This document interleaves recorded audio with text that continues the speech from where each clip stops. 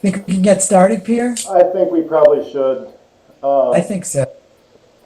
Thanks for showing up, everyone, and thanks for being willing to participate in this. As I was sharing with Steve before the rest of you joined in, if you can't tell, I came into the town office today to do some work with Penny and expected that I was going to get back home and do this conference call from home on my laptop where I have all my information, so I'll have to ask you to somewhat bear with me because I don't have everything in front of me. So because we're doing this via video conference, generally what happens is we have a sign-in sheet to record everyone who shows up for this process, and that gets included with the hazard mitigation plan. So what I'm going to do is if each of you could just, obviously you all know yourself, who the others are here, but for the purpose, and I'm also recording this video so you're aware, but introduce yourself as well as your affiliation with the town of Guilford and any other town-related affiliations you wish to share. And then what I'll do is after this meeting, I will send out a sign-in sheet and just ask all of you to sign it digitally, and that way we can include it at a later date. Obviously, I'm Peter Root. I'm the town administrator. I'm also the emergency management director, and I'm here in both roles. Steve, if you want to go next, that'd be great. Steve Lemke, floodplain administrator for the town. Richard Wisniewski, chair of the Guilford Selectboard. I'm Richard Davis, the town health officer. And Michael Becker, Select Board, and also on the Green River Village Preservation Trust. Great. All right, so Michelle Frazee, the chair of our Planning Commission, is also supposed to be joining us. She just messaged me. She's having internet issues at the moment. And then Bill Jewell from our Conservation Commission hopefully will join us as well. And yes, and then Dan Zambreski will not be joining us. He doesn't have a computer device to do so, but I've been communicating with him. So before the meeting got started, Steve and I were chatting. He had some of his own questions that he came up with relating to this process, and in chatting with him about those, I think they were great questions. I think that would be important for everyone to know. A couple of them were points I was going to make, but a couple of them I think are good points that he brought up. So if you wanted to go through those, Steve, we'll start with those, and we'll try and make it quick, and then just move on to the agenda. Yeah, most of these are quick. What's the timing on the project, Richard? I mean, Peter? So the timing is that the current hazard mitigation plan expires in September. So we will be having at least 2 of these planning meetings for those of you here and the other 3 that I mentioned. Once we come up with a rough idea of the additional information we want to include in the plan, then I will send it a copy of the draft plan to each of our neighboring communities. So that would go to Vernon, Brattleboro, Halifax, Coleraine, and Leiden, Mass. To each of the towns there. I'll also send it a draft copy to the Wyndham Regional Commission. So they will have 2 weeks to provide any comment on it. Then we will hopefully have a public meeting towards the end of August or beginning of September. As long as there isn't anything substantial that comes out of that public meeting, it will be presented to the Select Board for their approval, and then from there it gets sent to the state of Vermont for them to review the entire plan. And one of the changes that has happened since the last plan is that FEMA has given the state both training and authority to approve these plans, whereas previously you would first go to the state, they would tentatively approve it, and then it would be sent to FEMA for final review, and so it cuts one step out of the process. Okay, And what's the drop dead deadline date to I have it finished? believe it's like the 29th of September, I think is what it is. the last one was adopted on 8/24/15, August 24th. Yep, and then it's going to be the 24th of September, so it takes 30 days before it's effective after the adoption date. So then it's September 24th is what the drop dead deadline is. So when do you want us to have our work done? Whatever that is. Yep, so my hope and goal for that is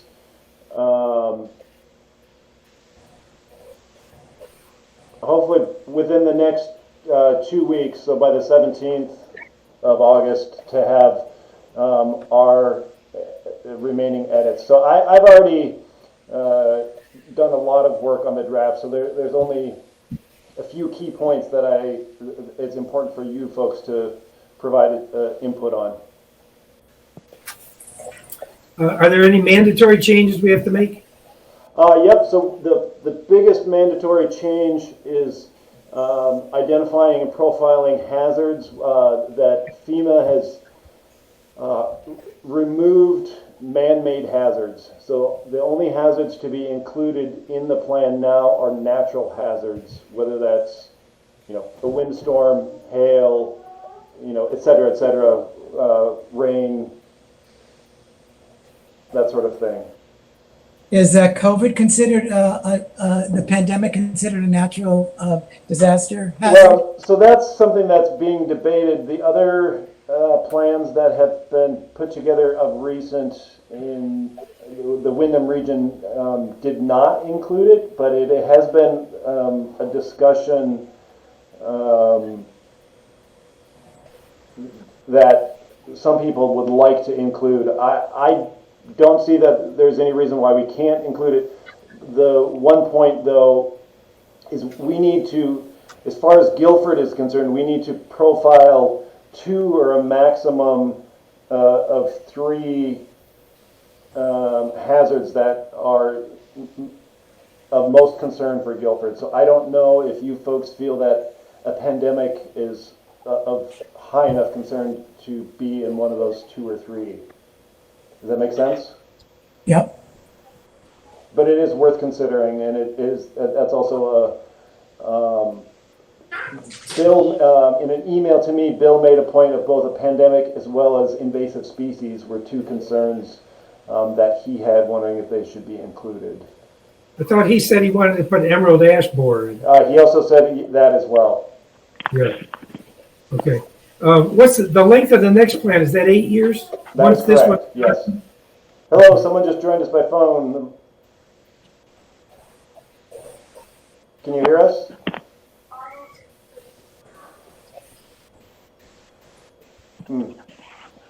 At the moment, we can't hear you very well or at all.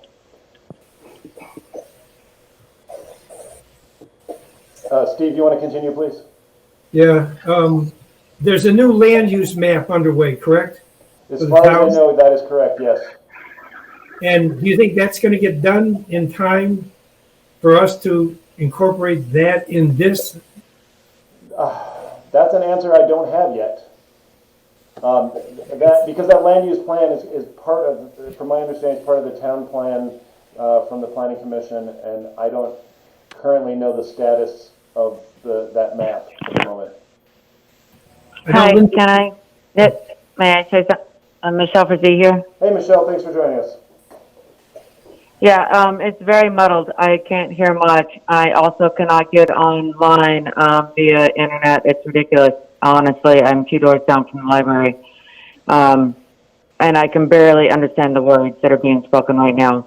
But I did hear parts of Planning Commission, and I wanted to be able to respond to that. So if you could repeat your statement, Steve, that would be helpful for me. I was wondering, Michelle, when the new land use map would be done. We had all these things largely in the works before all this transpired. Jake is working on all of that, and hopefully within a couple months now. But they didn't have any new data the last time I spoke to him.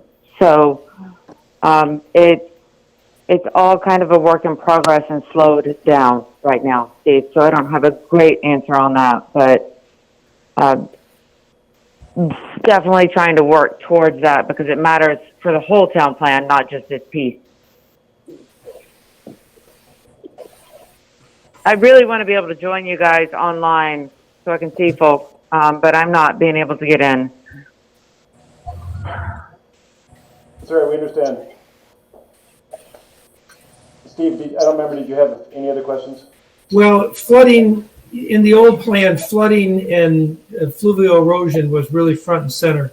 There's been, I think one thing that would be good to do at some point is to go down the list of projects that have been done, that were projected to be done in the 2015 plan, and see how successful that was. I think it was reasonably successful on the flooding and stuff. I mean, successful in the fact that we raised the issues and tried to mitigate some things. But we should probably look at that at some point. And then the final thing that I was looking at is, it says very clearly in here that there's supposed to be an annual review by the Selectboard every April or something like that. And I think that would be a good idea to do with this plan because it should be more dynamic than it is right now.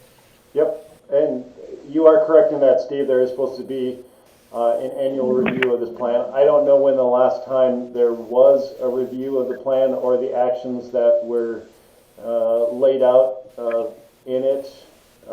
There has not been in the time that I've been here.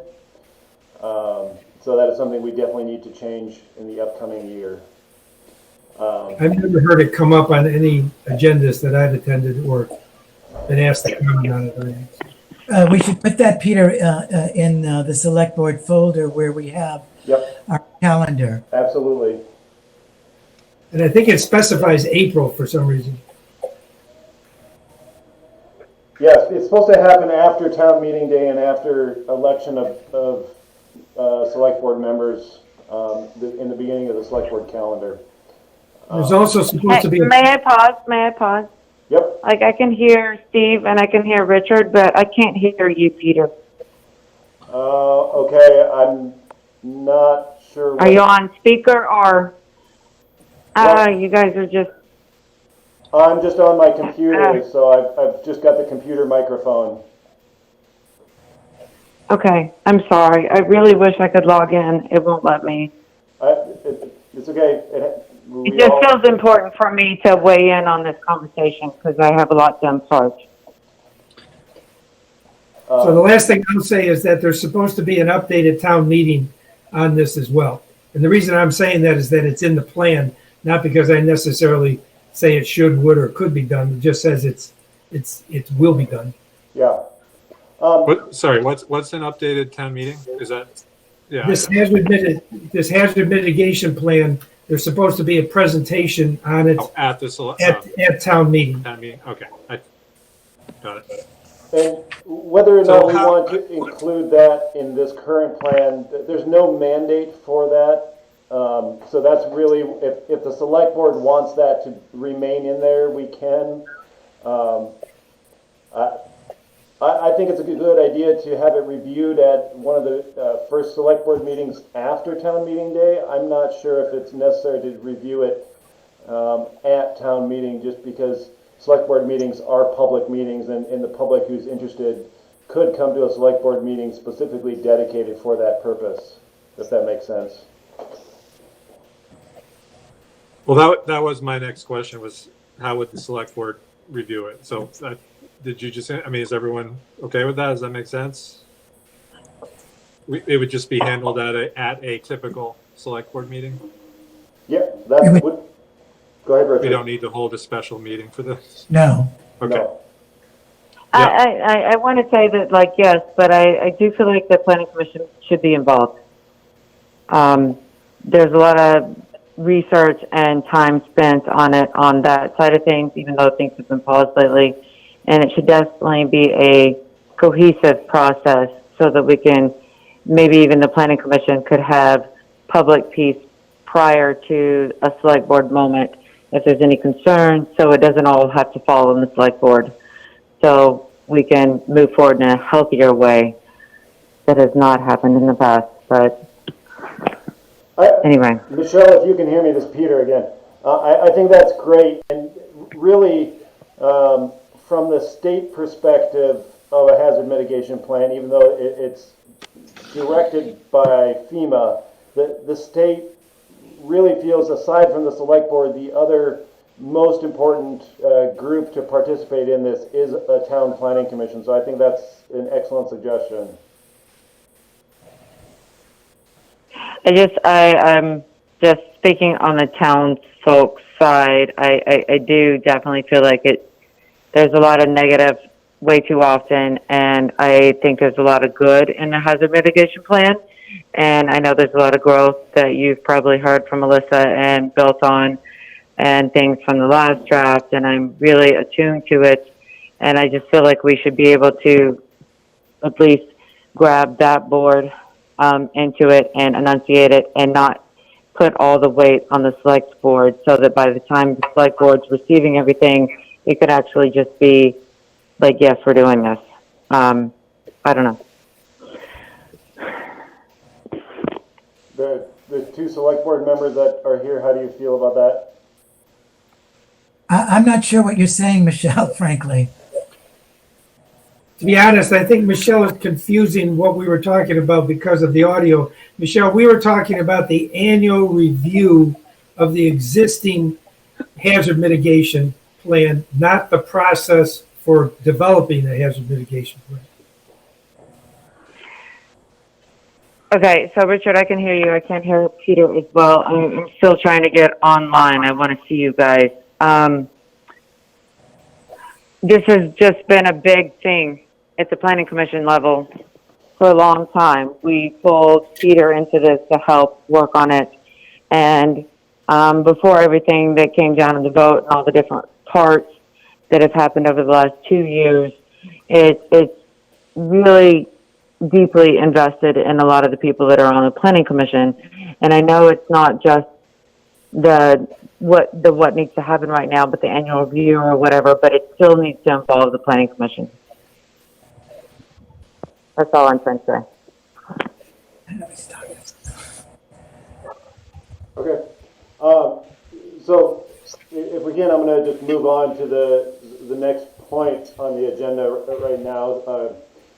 Since we've only got about 35 minutes left for this specific initial meeting, and I don't believe we're going to get through everything on the agenda. So the first real thing to discuss is, as you saw in the existing plan, there's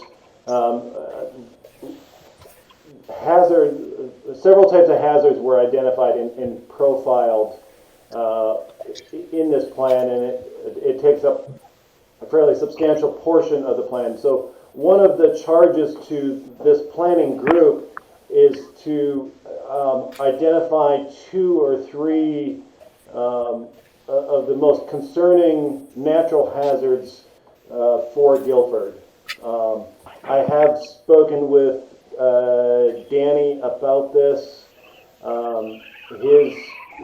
He personally feels that high winds should definitely continue to remain in here. Flooding and snow and ice are his 3 preferences as far as hazards that affect Guilford and impact us. So it's really now up to the rest of you to give input on what you feel is most important. And then once we do that, we need to identify areas of town that we think are most frequently impacted by these. Does that make sense to everyone? Mm-hmm. Well, for example, could high winds kind of be an umbrella for Emerald Ash? Because when these trees become weakened, it kind of ties together, does it not? Yeah, I mean, I I see don't where know. you're trying to go there, but I think that invasive species are separate, and while invasive species is a broad category, and certain species can be, their actions can, or growth or whatever they may be, can be impacted by wind. I think that they should remain separate.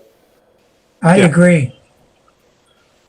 Okay, now how about as far as flooding and fluvial erosion? Are those two distinctly different kind of subject matters, or are they also? I mean, because I'm curious. I mean, Danny said flooding, right? Yes, he said And then flooding. like road washout, is that considered a flooding issue or fluvial erosion or? I think flooding and fluvial erosion should be together because they Okay, go together. You don't really get fluvial erosion without high water and flooding. Most of the situations we have now on existing erosion is all from the water that was yeah. the water that was generated. So I say keep those together as an umbrella. Okay. I mean, I'm thinking of when I first moved here, Green River Road was shut down for a good period of time. I mean, that's a pretty good example, yes, of what we're talking about today. The total example of it, right? I can't think of a worse example than that one at the moment. I mean, Yep, that's a prime example of it.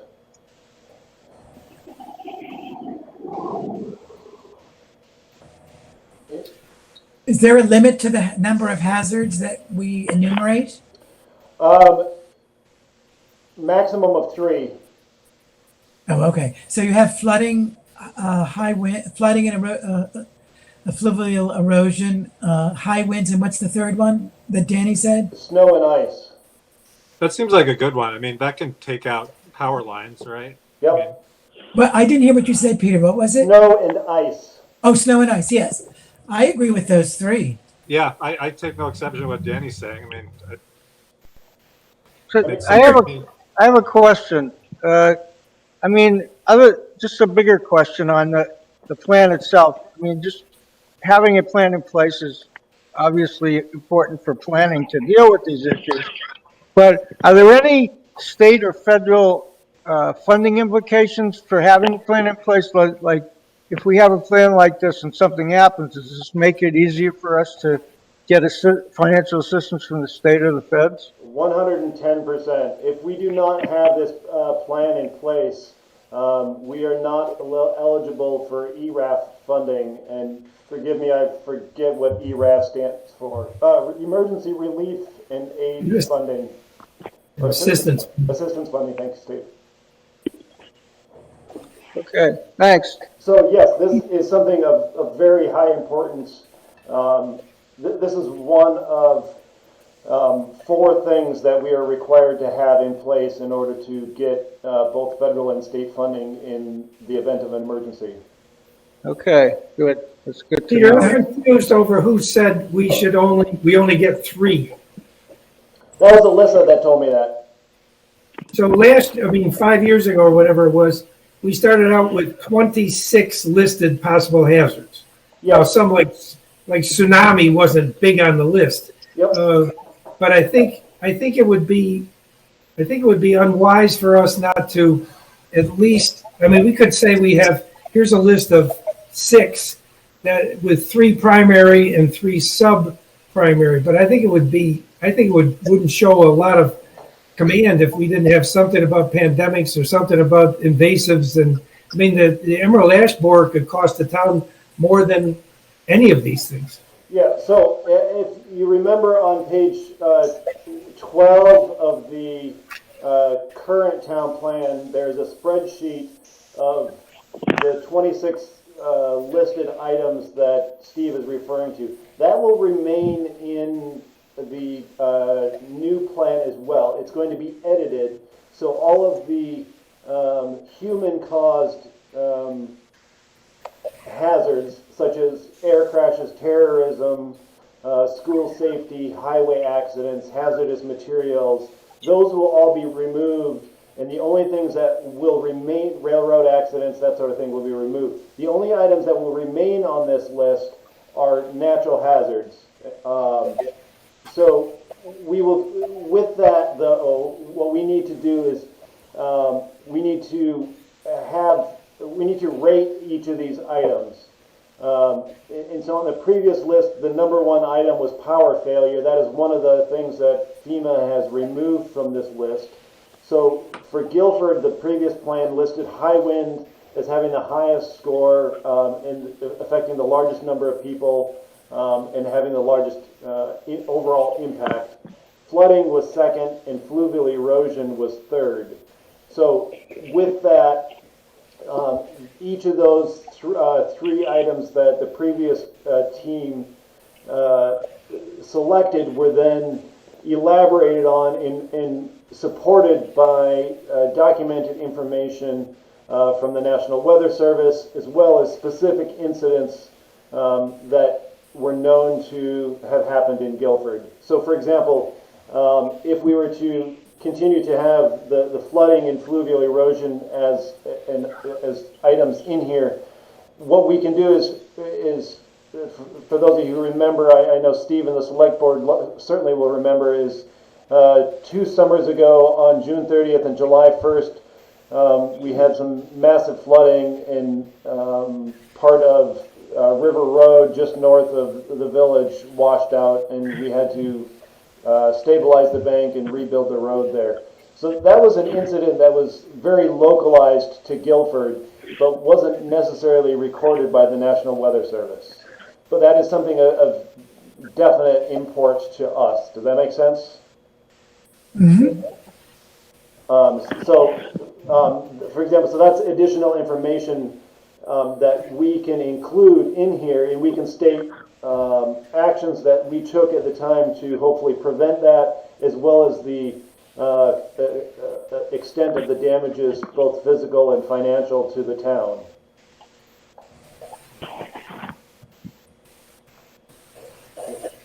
So, so the question is whether or not this group wants to, make something like invasive species, including emerald ash borer, of higher import on the list. So with that, we would have to judge the frequency of occurrence, how much warning time we will have, and then the potential impact, both physical and financial, on the town. So just using emerald ash borer as an example, the frequency of occurrence, I would say, is going to be low on a list of 1 through 4. Maybe a 1 or a 2. The amount of warning time, I think, is also going to be low because we've already known about it for a number of years now that it is in our region, maybe not necessarily within Guilford yet, but we know that it's coming within the next 5 years. But the potential impact, the rating would be high because, as Steve noted previously, or maybe it was Michael, I apologize, the potential financial and safety impacts on the town are likely to be enormous, particularly with this work that the Conservation Commission has been doing on reviewing ash trees throughout town. Does that make sense to everyone? Yes. Yep. I have a question about flooding. Now, is it possible that if the flooding reached a certain level, say along the Green River Basin, that private water supplies would be threatened? Absolutely, that's a potential. So is that something that this plan has to consider about the lack of potable water? Yes, In so the we have to event of consider, flood? we can consider whatever we feel is important. So we can consider potable water, we consider wastewater systems, roads, etc. It's what, so you as leaders in this town consider of great concern within whatever the 3 items that you finally decide on as having the highest concern for Guilford. Does that make sense? So what you're saying is, once you identified the three highest hazards, most important, then you can tease out all the implications for each of those hazards? Is that what Yes, you're that is absolutely correct. That becomes the plan, and then the plan would include how to mitigate those. Okay. So do we need to revisit the old spreadsheet and sort of rank these things and see if it changes? Is that Yep, or that was going to be the next thing that I was going to suggest. So I have the updated spreadsheet within the new draft, and I did, in speaking with Dan and Alyssa, I did do some updates, but it would be really great to get input from each of you with your personal ratings. What I think would be best, let me know how you feel about this, is I will send you that spreadsheet blank. You know, obviously the hazards will be in there, and then each of you should fill that out based off of, you know, your knowledge and lived experience within Guilford. Does that make sense? Yep. But Peter, you're going to send the methodology too, the how Correct. vulnerable the Yep. frequency and the warning, right? Yes, that is correct. Right.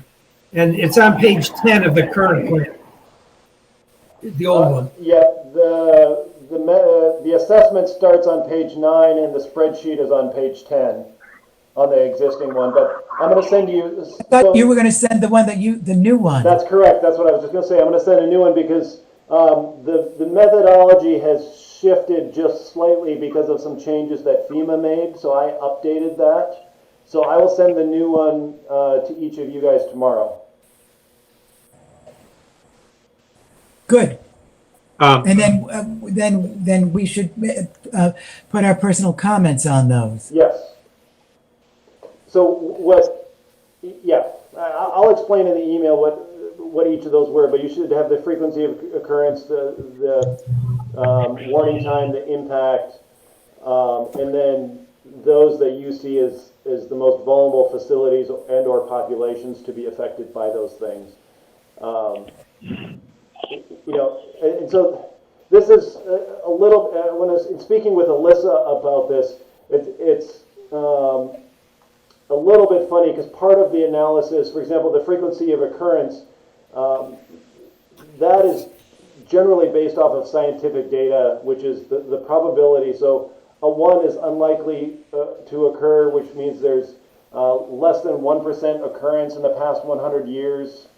And then, you know, all the way up to a 4, which is 100% likely to happen every year. So, for example, high wind, you know, there's in the previous plan, high wind was labeled as 3, which is likely to happen, you know, so it happens more than once every 10 years, but less than once a year, which I would disagree with. I would say that high winds can happen every year. Yep. The warning time is a little bit more subjective.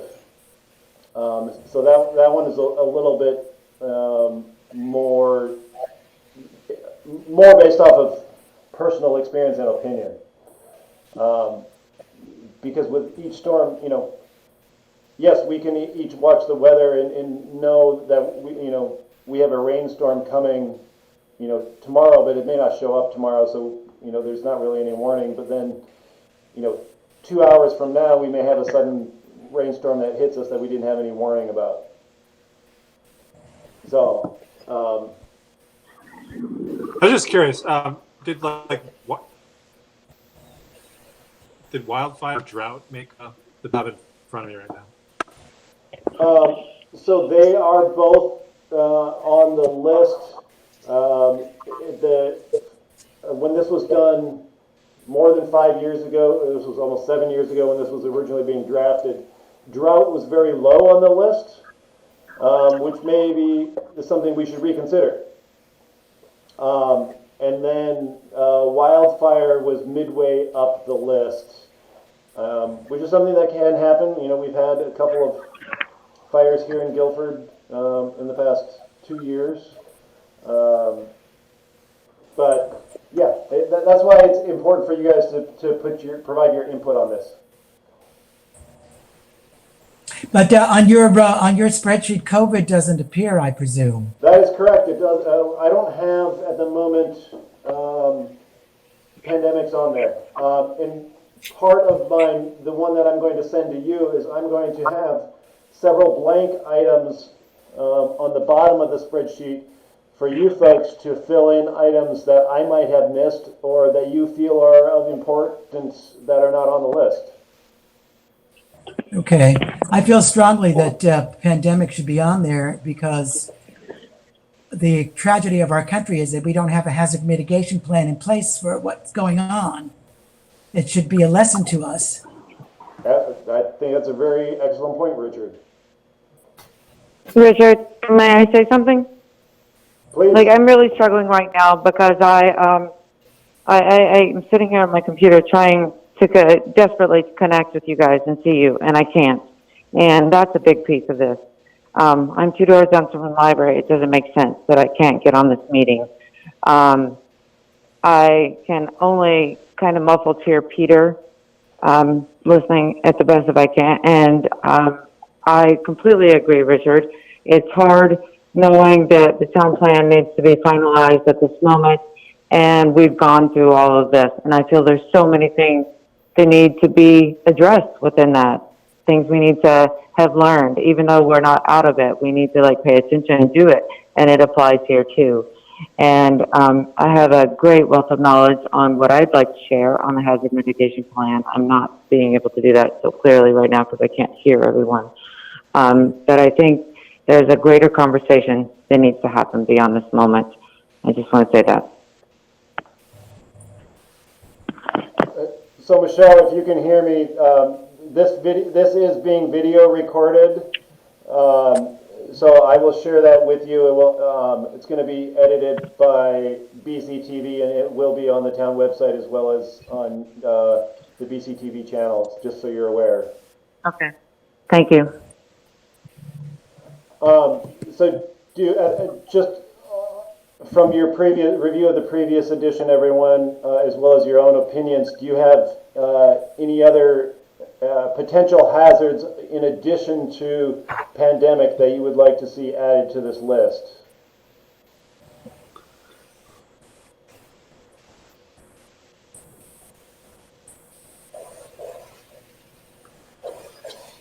Nothing at the moment? Okay. So it's, as you folks don't have any additional items, did you have an opportunity, moving on next, is to review the previous mitigation actions? I want to say something else, may I? Yep, go ahead, Michelle. I feel like, from what I have read and have known, I feel like the language needs to be a little more point blank. I think we need to have a little more stern action in the things we want. The dollar amount does matter for our town greatly, and I think we as Guilford can do more than we have and what we've said. I think it's soft right now. So I'm enunciating that. What specifically do you think needs to be strengthened, Michelle? More details on things so that people can understand it. We talk about all the time like a third grade level, and being able to make it so that the community can stand behind it and support it. I think things can be more written out, like fully, so that it's more a narrative of why this is important, so that more people support what we need to do in this. I mean, because we definitely need to do this. I feel like a lot of the language is over a lot of people's heads, and I don't want to say that in a bad way. I'm not.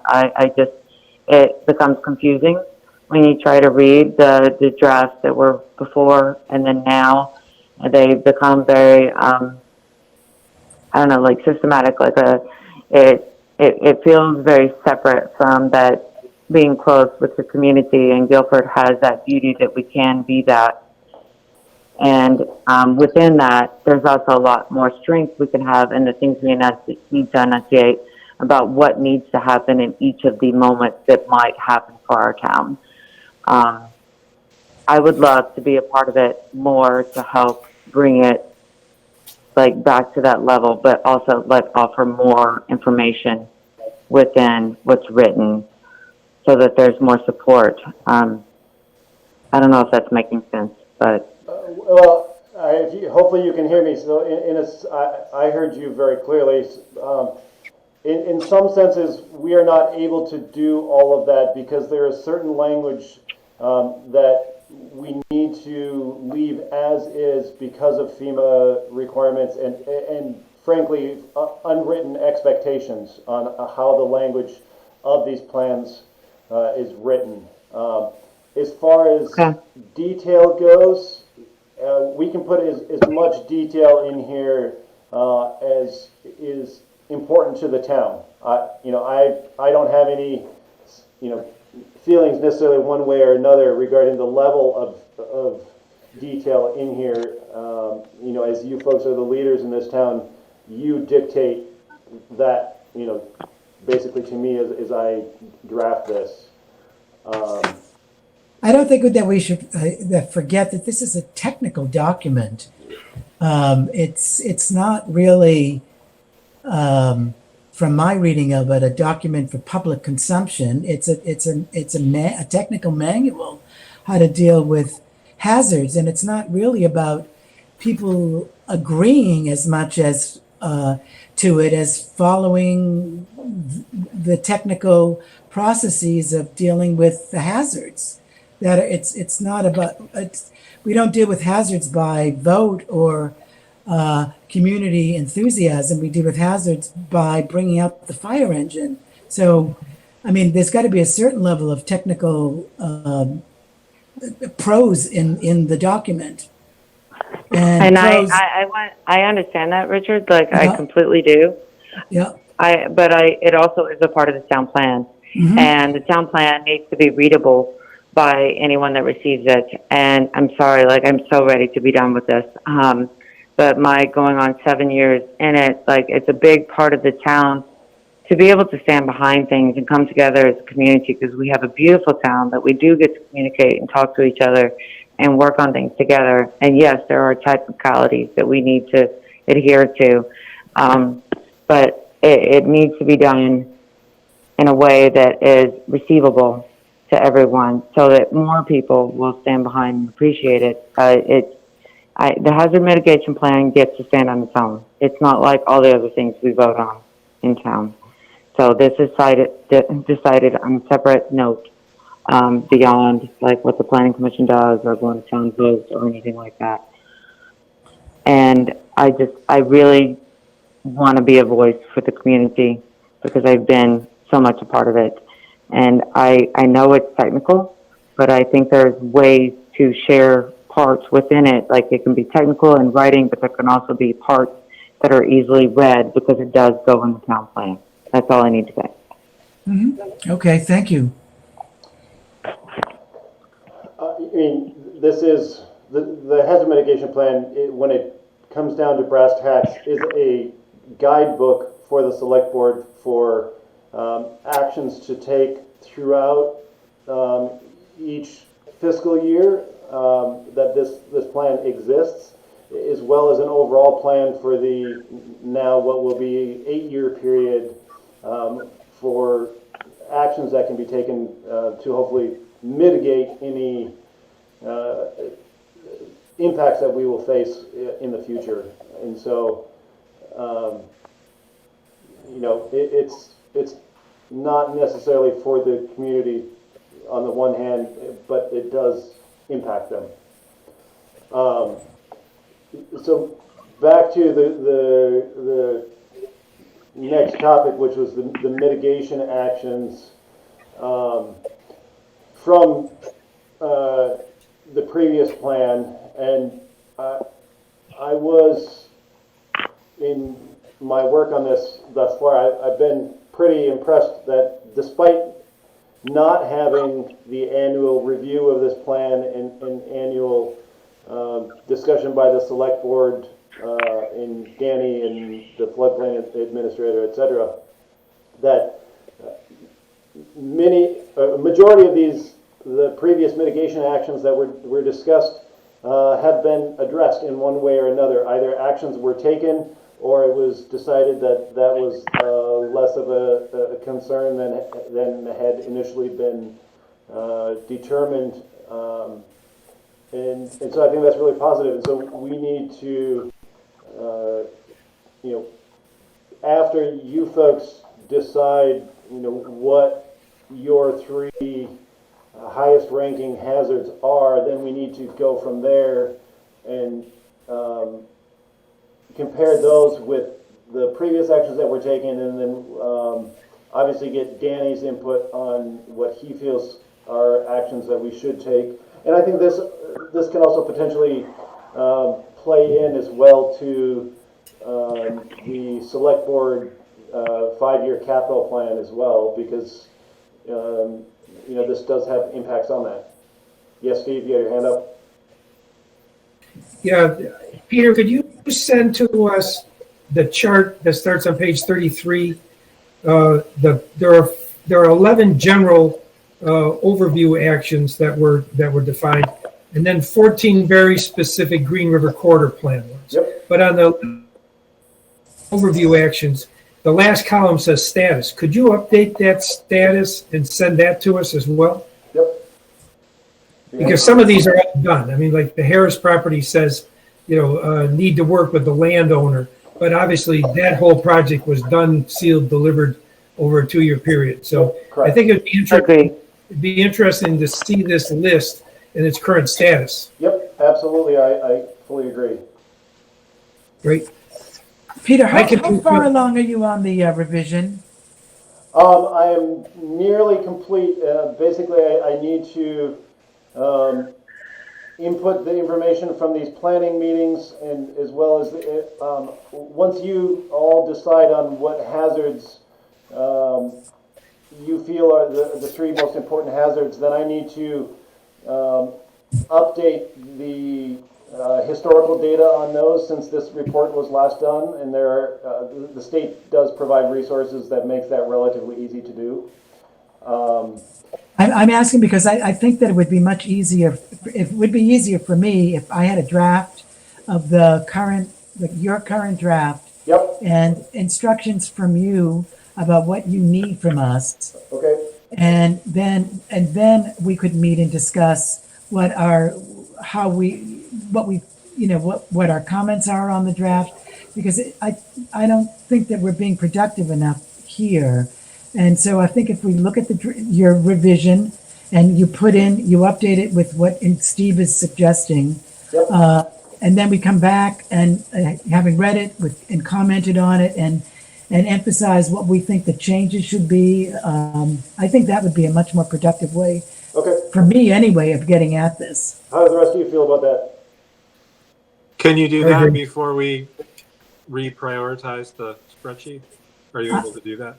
Or I'm happy to decide on the three major hazards now, and then get the draft together. How does that sound? I would That sounds appreciate. I think fair. that would be more helpful to me in order to do that. I think if you did decide, today on what you feel are the most concerning hazards, I could fill in a lot more of those details to send that to you. Well, does anybody disagree with high winds, flooding, and fluvial erosion, and ice and snow as the 3 major hazards that Guilford will face? Well, what about pandemic? Well, I think I feel very strongly about pandemic, but Does that go I to the don't top? see- Is it I can't third see and that fourth as- place? I can't see that at a higher place than the 3 that I just mentioned. What are the rest I of definitely feel like it has a place in the town plan, just like the hazard mitigation plan has. And we, as the planning commission, have been working with Peter on this for a month, right, Peter? Yep. Sorry, we tasked you with this for a long time. I am thankful we have a bit more time, and I feel like it can be better document than it was before. but I do feel like the pandemic needs to be enunciated somehow, some way. So if anyone has any ideas how to address that within the town plan, that would be great for Guilford, I think. I don't want to skip over that. I think it's important. And we can't have 4? No, FEMA says 3 is what Alyssa told me. So are we combining flooding and erosion into the same? I think we should. I think that's what Steve said. I think we should. that's I'm my not certain that number one. Alyssa might balk on that, but I think we should put them together because we don't have enough to waste. Those two go hand in hand. But Yeah. last year, They do. 5 years ago, this whole situation was dealt with a narrative. It's not like these are the only 3. I mean, I think I'm looking for it right now. Somewhere I had it. It said that while the town identified many, issues, that it wasn't feasible for the town to deal with all of them. Therefore, and I think we should do something similar to that, to say that that there are a variety of these. The top 3 that are known to everybody are wind, flooding, and erosion, and snow and ice. But we can't ignore the biggest of the bunch, which is the pandemic. If it comes back, the rest of this isn't going to matter. And also, I think when you talk about invasives, I'm going to go back again and say that whole inventory on the ash trees is going to cost the town thousands of dollars or grant money someplace. So I think we can come up with the 3 that Danny said are the most important to the town, to the road commission, because those are the ones that people see on a daily, weekly, monthly, yearly basis. But I think we should not ignore the narrative on others. Okay. Right. So in the narrative, we could talk about how important it is for us to understand how to mitigate the invasive species and the pandemic in our Right. town. Yeah. Right. Okay.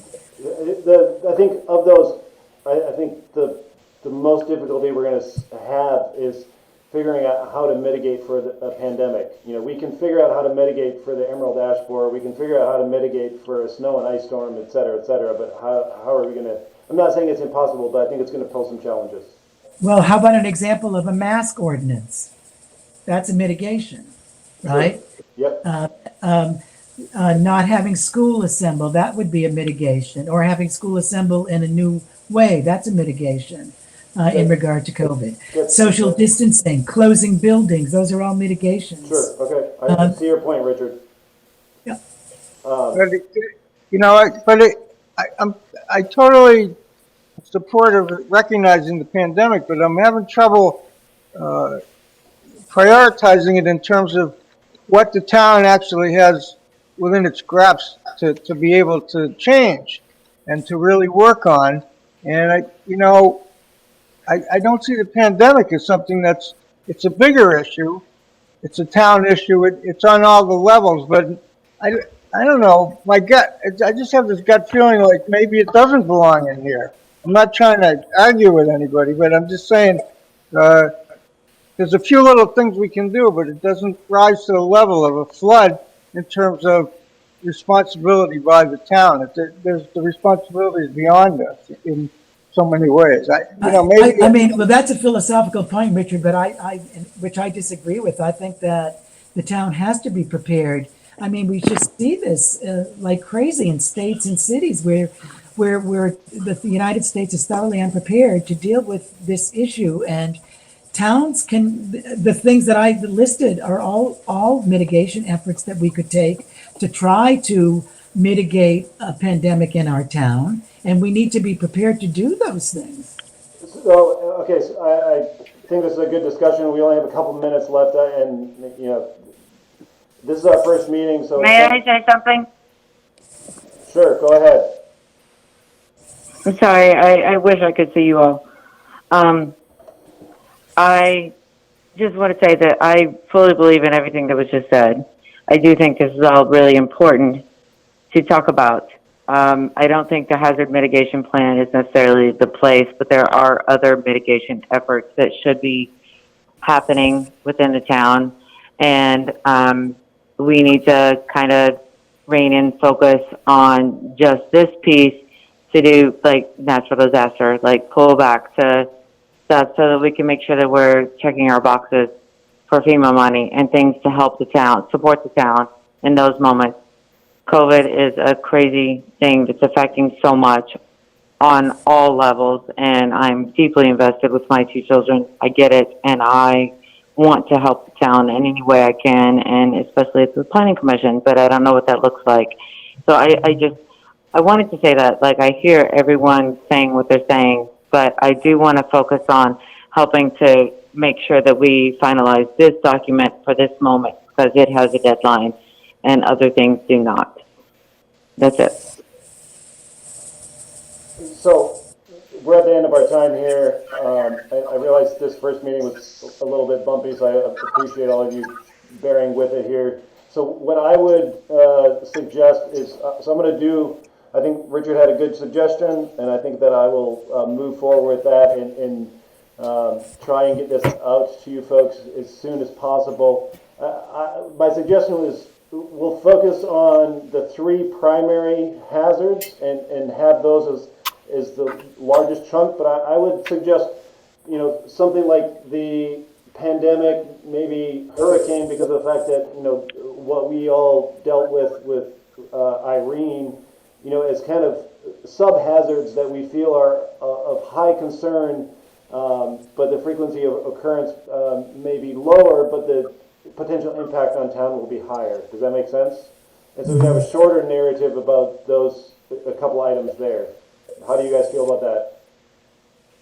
Sure. And so if you could just get us the revised draft and give us a set of questions that you would like us to look, through the lens of those questions at getting this done. I think that will be very efficient, and that would be a good time to meet again once we have our responses in. Okay, I will do that. I will try and get this done as soon as I possibly can within the next few days and then get that off to you. Does that sound acceptable to everyone? Sounds good to me. Thank you. Yeah. Peter, can I ask you a question before you leave? Absolutely. Have you and the select board been documenting each of the steps that you've taken to address COVID issues? Because if you have, the mitigation plan, a separate mitigation plan could be put in the appendix for pandemics. Because everything you've done from this meeting to, not this specific meeting, but this type of meeting, if it's been documented, if it hasn't, it probably should be while it's still fresh. And then maybe we could deal with it that way. Same thing with what was done with Irene. Those could be bigger issues, but appendices for mitigation plans. Yes, those. So in brief, yes, those have all been documented in select board meetings. They have not been all collated into one concise thing, partially because it's still ongoing. But I appreciate your point. All right. Thank you, everyone. We'll Thank end this you. meeting and we'll